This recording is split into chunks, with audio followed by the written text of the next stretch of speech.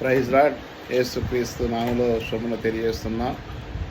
మరి ప్రభువైన యేసుక్రీస్తులో చక్కని మాట యెహెజ్కేలు గ్రంథం 18 అధ్యాయం 31 అంటాడు, మీరు అక్రము చేస్తున్న క్రియలను విడిచిపెట్టి నూతన హృదయమును నూతన బుద్ధి తెచ్చుకొనుడి.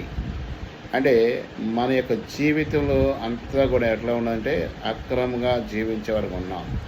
అందుకని అక్కడ అదంతా చదివితే మీరు మరణం నొందినట్లు నేను సంతోషించును అని అన్నట్టు. ఇక్కడ చక్కగా అంటాడు 32 వచనంలో, మరణము నొందినవాడు మరణము నొందును బట్టి నేను సంతోషించను కాను, మీరు మనస్సు తిప్పుకొనుడి.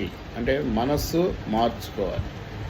చాలామంది దేవుని నమ్మకం అంటే కులానో మతానో మార్చుకోమంటారు. ఇది కులం మార్చుకోవద్దు, మతం మార్చుకోవద్దు, మనసు మార్చుకో. ఏ మనసు అంటే పాపం నుండి తీసివేసి మంచి జీవితాన్ని మార్చుకో.